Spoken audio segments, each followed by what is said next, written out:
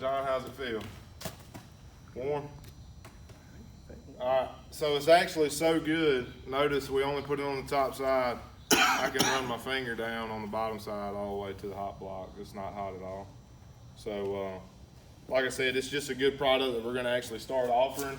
And the good thing about it, instead of having all that cool paste, cool gel, anything like that, when you get done with it, if it's on the expansion valve, service valve, whatever, you just pop it back off, throw it in your can, and you can reform it back on whatever you're gonna do next time. So it'll last a long time, and it's real good at keeping heat off of.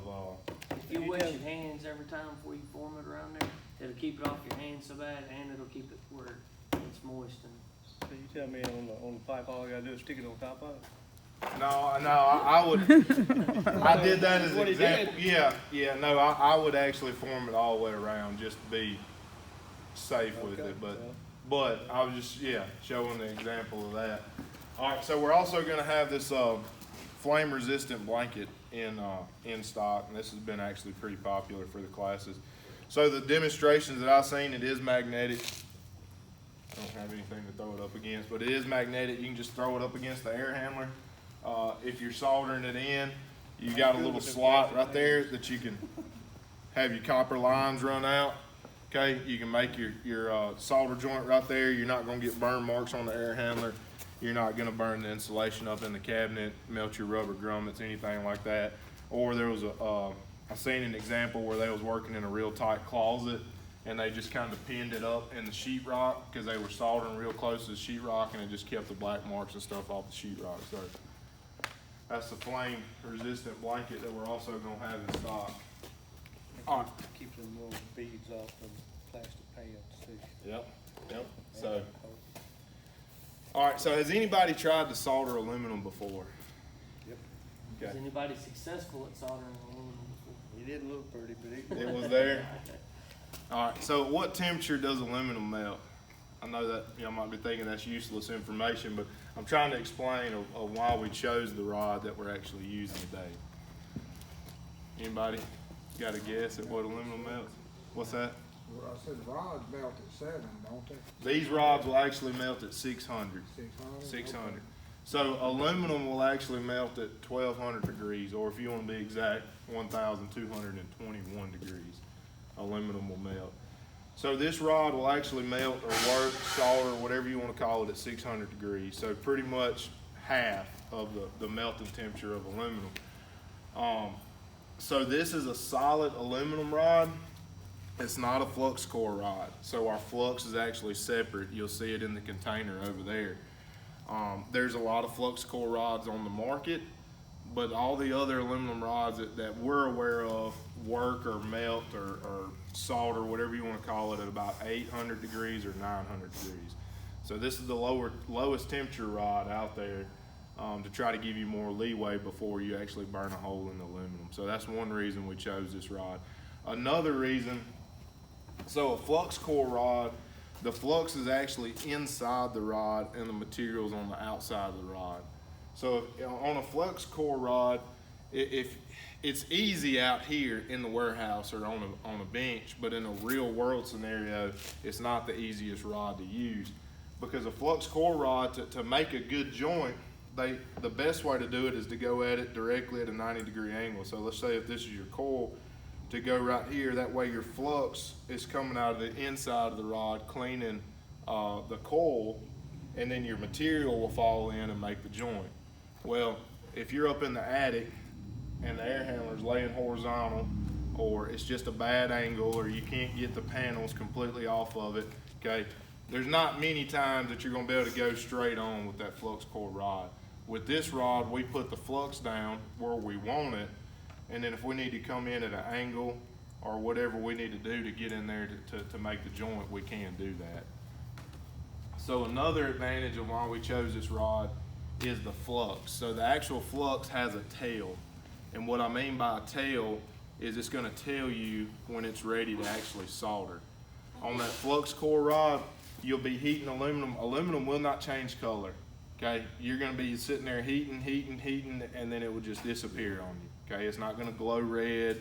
It's not going to change color. All right. So when I'm soldering copper, when I put my flame on there, I'm actually waiting for a green tint to start coming out of my flame. That's when I know I'm ready to put my rod down and solder copper. All right, so this, you'll actually coat the flux on. We'll do an example over there. I'll do one, kind of show you, and then y'all will be able to get hands-on and practice and see how y'all like it.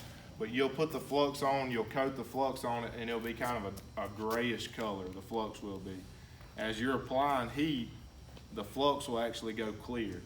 When the flux goes clear, then we know we're at 600 degrees, we're ready to put our rod in there and actually make the solder joint. See, on that flux core rod, you'll be sitting there heating, and you'll dab the rod, and you're trying to see when it's hot enough, and it's already, you know, that's gonna be 800-900 degrees. So if you're sitting there dab the rod and you pause too long and your cell phone rings or you get distracted or somebody's asking you where's the screws at on the truck, you're gonna look back and the aluminum you was heating is probably gonna be gone. So like I said, that's another reason why we chose this rod, is it actually has a tail to it.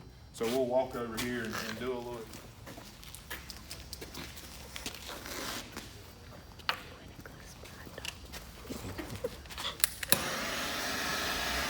All right, so what you'll do to start, you'll actually heat the end of your rod up, okay? So we're just gonna put a little bit of heat on there. All this is for is to get our flux to stick to it. And I got it too hot. Might be a bad morning. All right, so just heat it up a little bit. Dip it down into your flux. The flux is the key part to this, okay? If you don't clean your joint well, you're never gonna have your material stick. All right, so we'll pick out which one we're gonna work on. I'm gonna go with this one. All right, so I'm gonna heat the aluminum up a little bit. Okay, I'm gonna put my flux in there, and I'm gonna coat it real good with the flux. All right, see how it's kind of a grayish color right now? All right, so I'm gonna keep putting my heat on it. All right, you see how it's kind of going clear now? I'm gonna put my rod in there. And then there's my joint. Solder does not flow like 15% does. So once you get it in there, you'll see it, you'll feel it. But once you get your material in there, so you'll get it, you know, we're heating it up, my flux just went clear. Okay, I've got my rod in there, and a piece of your rod will burn off in there, and it'll be kind of like a glump or a clod or whatever you want to call it. Okay, I'm gonna pull my rod back, you're gonna continue with your heat. About as soon as that kind of flattens out, you'll see it just flatten out, pull your heat back, because shortly after it flattens out, you're going to be getting close to putting a hole in it. All right, so that's an example. Me and Ricky's here will be on both sides of the coil. These are junk coils. We can do whatever we want to with them. We can stab holes in different places, wherever that you want to practice or get more familiar with.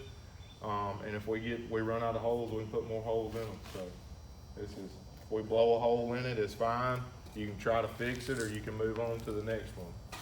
So I actually, in my Greenwood class, it was kind of early and I was doing too much talking. And on my first example, I actually burned a hole in one of them.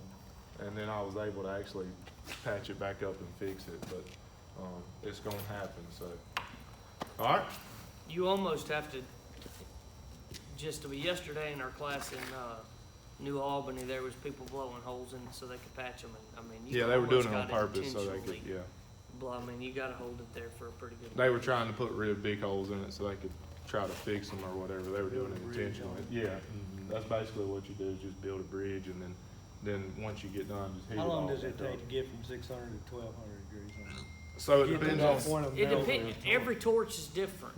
Those torches right there, every torch runs at a different temperature. Those torches right there, those Gauss, they've seemed to be a really good temperature. Yeah. I mean, like I said, you almost have to intentionally hold it there to blow a hole in it. So it's a lot longer. It all depends on where you put your heat at, of course. You know, I've got kind of used to this because I've been doing several classes. So I'm holding in pretty tight, and as soon as my flux goes clear, I'm in there and make the joint and I'm out. But a lot of people here, I'm not, you know, talking about it or anything. You're gonna be a little bit timid, like I was, about blowing a hole in aluminum. So a lot of people's gonna hold their torch back here. It's gonna take a lot longer. So, Ain't gonna bother me, that's your fault. yes. Yeah, I'll write my name in. that's it. So, they're here. Let's get hands-on with it and somebody hop up there. And, So can anybody, See as what far now? as aluminum, why this class is important Because- about soldering aluminum? Well, I mean, every coil is aluminum now, just about right on your major brands. And we all know what's going on right now and with lead times on different things and this, that, and the other. And I ain't saying we're gonna have long lead times, but if we do, this is a way for you to get by. Certain coils may be longer than others. Right now, expansion valves is a big thing. That's what's got a lot of people held up on coils. So right now, expansion valves, you know, every brand's having problems with getting expansion valves. And so, if you've noticed lately, our expansion valves, you may get a coil with one kind of valve and you may get another one with a different kind of valve. It's basically whatever you can get. And so, yeah, what I'm saying that for is, and even if you can get one, let's say you're out on a call on a Friday and we can't get it, it's at the warehouse and we say, okay, we'll get it on our next truck. What we're seeing with aluminum coils, we don't have very many failures on our aluminum coils at all. I mean, nothing like we did with copper aluminum, right? We're just not seeing a lot of failures. But when we do see a failure on aluminum coil, with copper aluminum, it used to be, hey, I'm gonna put gas in it, and you used to have them calls, right? You go every year, put a little gas in it every year. With aluminum coils, if it's got a leak, that ain't the way usually it happens. Usually it's, I put Freon in it, 2 hours later it's gone. Usually an aluminum coil, when it fails, it fails good. And plus with Freon getting as hot as it is. Yeah, you don't wanna be doing it, yeah. But, so, what, you know, usually, like I said, it blows out, maybe in a cup down here, maybe on one of these feeder tubes where they've rubbed together right here. You know, usually, like I said, it's a good leak. It's not just oh, I got a leak in the fins. It's just a barely leak. So this class right here may be able to help you keep somebody, you know, if they had to wait for a week for a coil, you can get them going where they're not suffering for a week. Now, I got a question. Where the loops go into the metal right there? Yes, sir, the cups. And it's usually. Oh, you're talking about right there? in here. How well does it do right in there? It does good. You just gotta cut your plate. You gotta cut that plate. Well, first you take this plate out of the way, and then you have to cut the coil plate around it. Even if that coil plate is aluminum? Yes, sir. You'd have to cut that coil plate around it to find where your actual hole is, and then solder that hole No, up. you couldn't But- do both sides of it, then solder this side and boost the pins and go both sides. Well, what about the oil that's already gathered around it?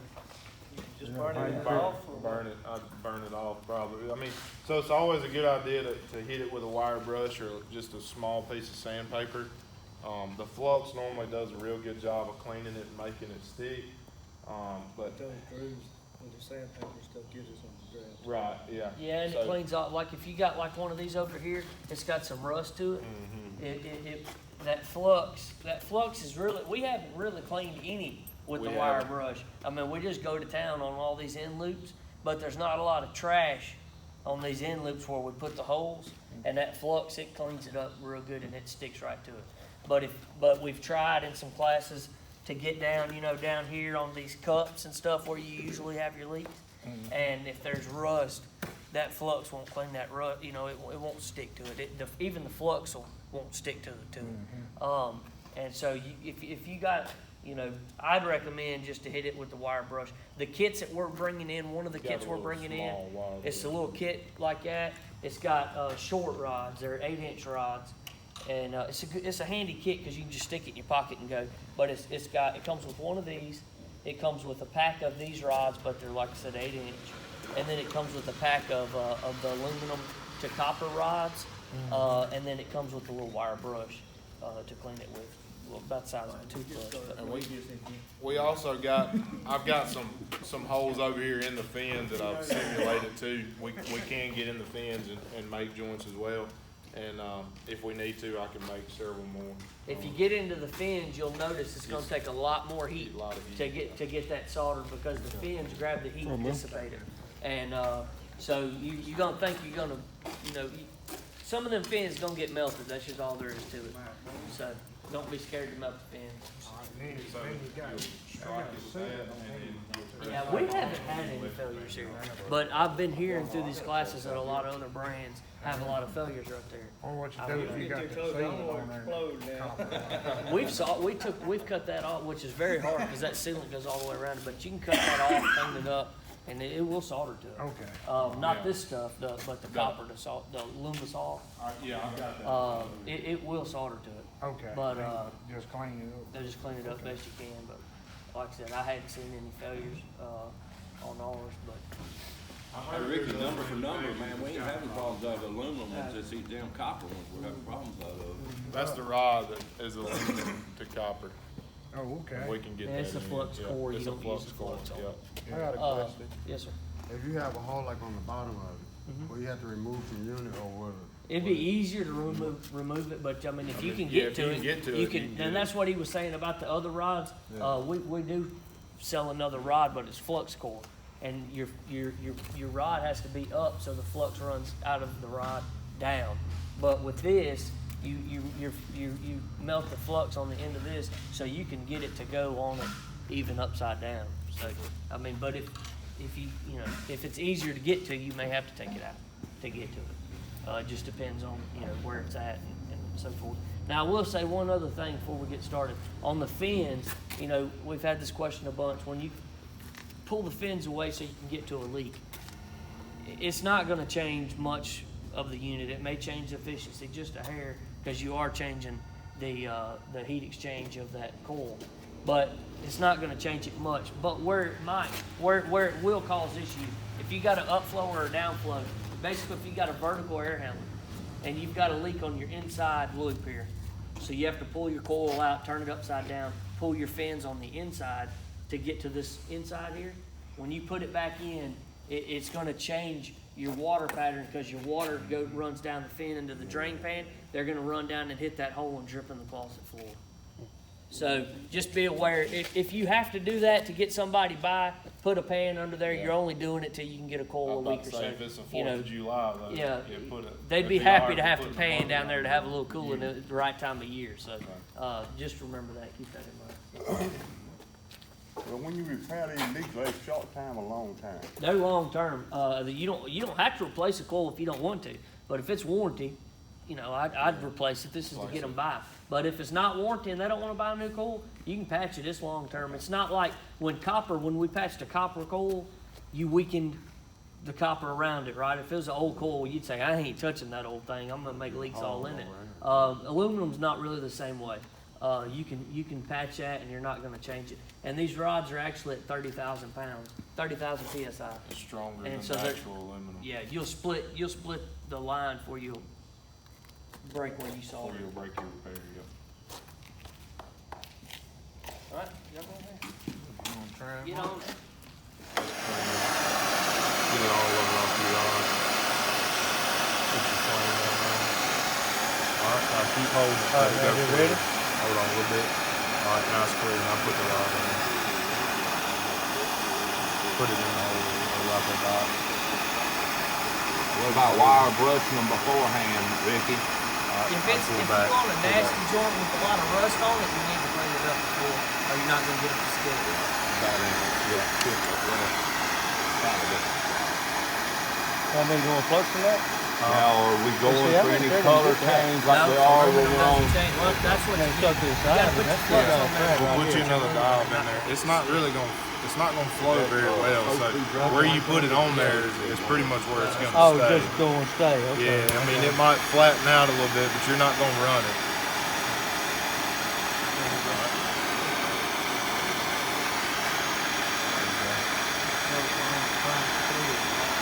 Alright, now put it in the rod. What is the melting point Just on hold it in aluminum? What's each course gonna do?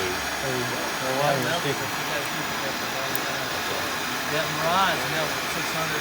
Alright, pull it. Pull it. No, I think it's sealed. That first joint, I think it's sealed. It did. We're gonna pressure check them? There wasn't even no hole there.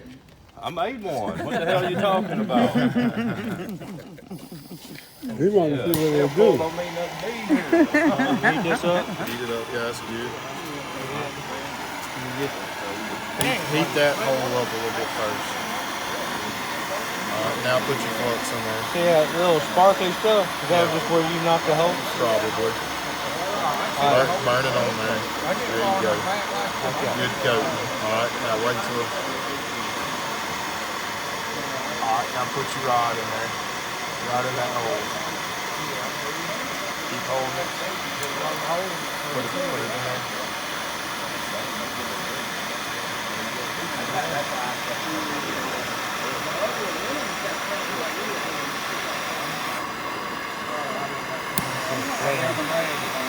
I told you.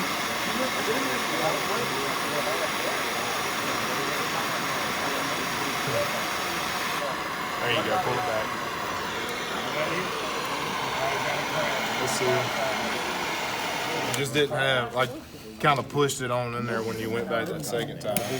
Yeah. The hard part's getting used to it, just not flowing really, you know.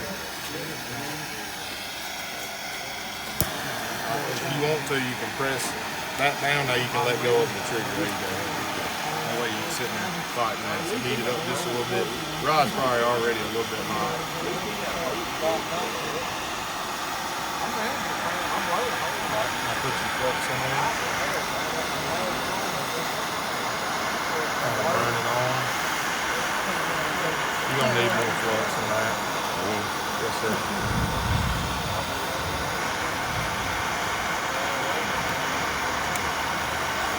Hold on, back out. Like, heat your rod up some more. Just your rod. You need it, just your rod. Glob, put a glob on flip. Hit your rod up. Right there on the tip. We just need a little bit more flux than what you had on there. All right, now stick it in there. See if more right there No, on the flux. flip. There we go. There you go. All right. Now, make a line on it. Kind of rub all that flux off of it on that joint. There you go. All right, now hold the heat on it and wait for it to go clear. Not yet, not yet. Not yet. All right, put your rod in there. Hold it. Put your heat on the joint. You put it out there. Pull back.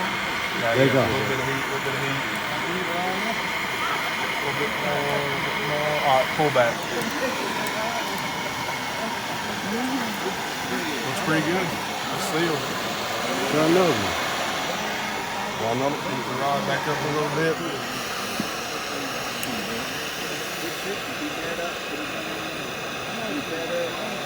All right. There you go. All right, heat that loop up a little bit first. A little bit of heat, a little bit of heat. All right, now go ahead and put your flux in there.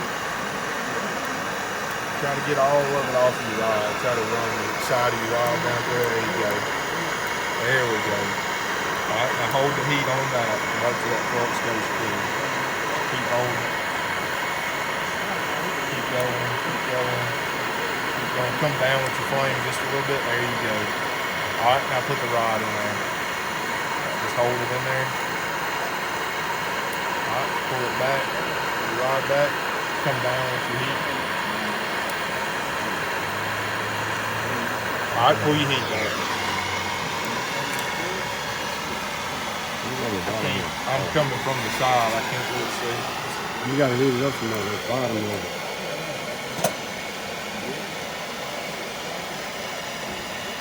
Sorry, I'm rocking the table on you. No, you got it. Okay. Yeah. If you did get a situation like this, and it was still leaking at the bottom, would you just reapply heat to it, or would you put? I would. So what I would do is I would dip it in the flux again, do the same thing, clean it up, put heat on it, and just kind of a little bit more with my rod, and then back out of it. Yes, sir.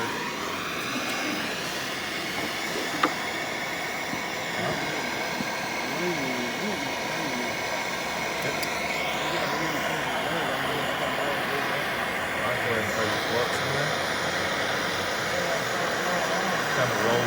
I kind of like, Yeah, just like that, rolling the rod. All right, I'll pull the rod out. All right, go ahead and put your rod back in. You got the heat on it good. All right, pull back from the rod. All right. That one needed a little bit more heat on the thing. So try to heat it up some.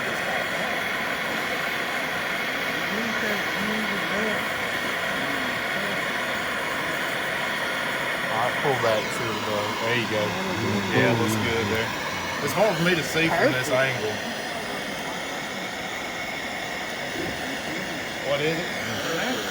Try it again. So, micro channel's a little bit thinner, so you gotta be a little bit more careful with your heat. But the best thing about micro channel is that if you blow a hole in it, just take you some bikes or whatever, crimp it, cut that loop, solder it shut. Micro channel is not a directional coil. You can block that whole runoff, it'll flow right around it. So this is a directional loop. So you can't just cut off a loop here, you'll cut off half the coil. But micro channel, like I said, if you blow a hole in it, just cut it, solder it shut.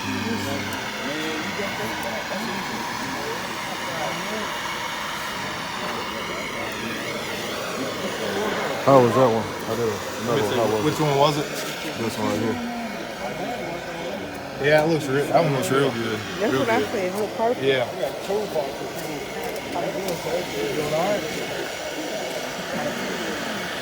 How you doing?